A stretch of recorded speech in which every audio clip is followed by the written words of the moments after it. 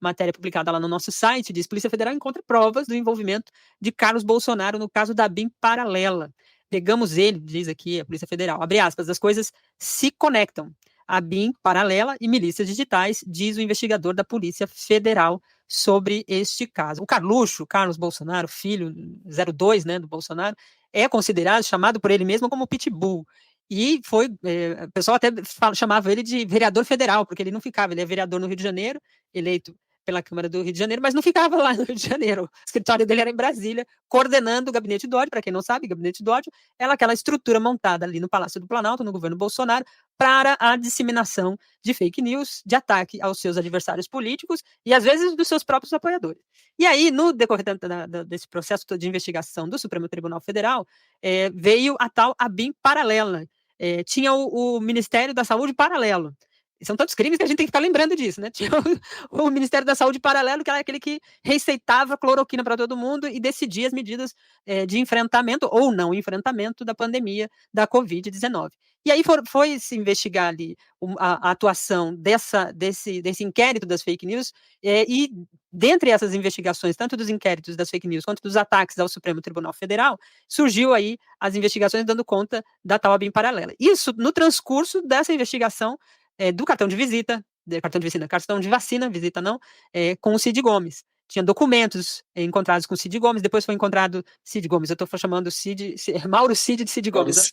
Mauro Cid, e também nas investigações que deram ali com o ex-secretário de Segurança lá do Distrito Federal, que foi encontrada aquela minuta do golpe e tal, enfim, todas essas conexões tinham pontes ali que chegaram à tal ABIN paralela, que era uma agência de espionagem que utilizava também o mesmo mecanismo do gabinete do ódio, que era fazer uma arapongagem com adversários políticos, utilizando a estrutura do Estado para perseguir e também para se utilizar das informações dessas investigações. Havia ali uma série de apurações relacionadas ao tal gabinete do ódio, e que muito direcionava para ele. O próprio Bolsonaro dizia que era o filho que coordenava ali as ações das redes sociais, e passou-se um período que eles nem escondiam mais isso.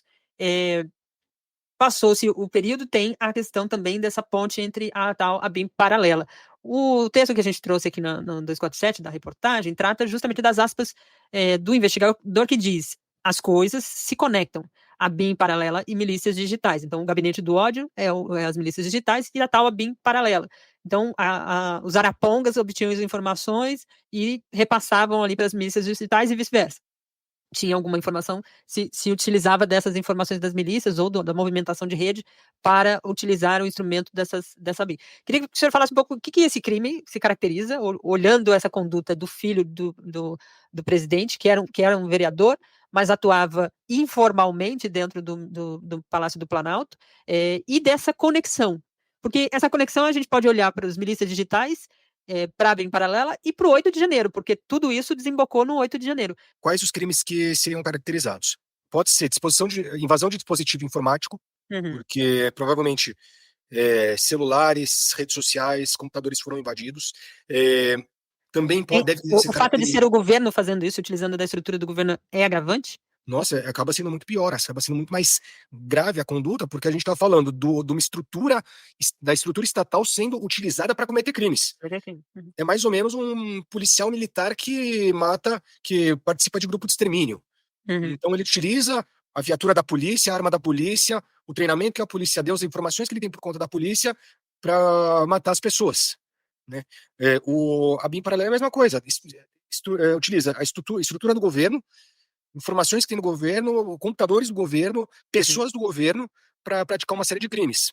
Além disso, tem as interceptações telefônicas que, com certeza, são ilegais.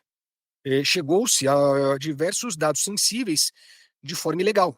Então, tudo isso demonstra que há diversos crimes. Outra questão importante que a gente tem que levar em consideração seria até liviano de falar que não tem, que depois de falar que a polícia tem agido com mais cautela, falar que a chance de ter alguma conexão seria baixa. Não, me parece que, até pela postura que a Polícia Federal tem adotado nos últimos tempos, de ser mais cautelosa, me parece que sim, há indícios de que há conexão entre as condutas. E veja só, não é tão óbvio assim. Pode até parecer óbvio, não, utilizava isso aqui, não é tão óbvio. Olha, podiam ser duas estruturas diferentes. De um lado, por exemplo, a BIM paralela, de outro, a questão do gabinete do ódio, os crimes do 8 de janeiro, né, a tentativa de golpe. Não, tudo isso, por mais que em algum momento possa indicar que existe conexão, essa conexão juridicamente não é tão óbvia e precisa ser demonstrado. E se de fato isso, né, existir conexão entre tudo isso, se torna ainda mais grave, porque mostra que existia de fato uma organização criminosa por trás da tentativa de golpe do 8 de janeiro. E daí a gente tem que sair da ideia que a gente tem que punir só aquelas pessoas que estavam no 8 de janeiro, porque aquelas pessoas, Depredando, né? elas que invadiram o Planalto, aquelas pessoas são, desculpa o linguagem, mas são gado. São pessoas que simplesmente foram, mas será que estavam ao mando de quê? De alguém? Se demonstrar que a BIM paralela tem uma ligação com isso, se torna muito mais grave. Porque daí mostra que por trás daquelas pessoas, por trás daquela massa de manobra, existia sim uma organização capaz de dar um golpe, ou pelo menos de tentar dar um golpe. Isso é muito importante. A questão também das fake news, do gabinete do ódio.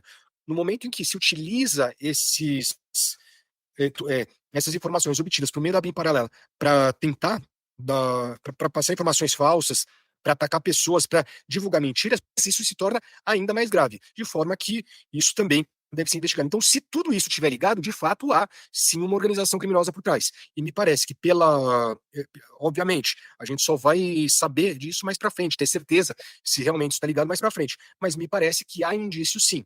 Agora, de fato, a polícia está indo com bastante cautela e de forma correta, porque se eles fizessem alarde a todo momento, primeiro queria descredibilizar as investigações, porque ia aparecer, inclusive, que é uma perseguição política, ia fazer com que uma narrativa de que a perseguição política tivesse cada vez mais força.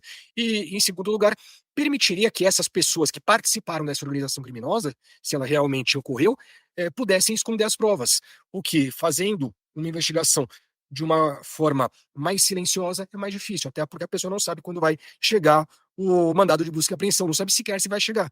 E o ideal é, nesse caso, pegar o investigado desprevenido.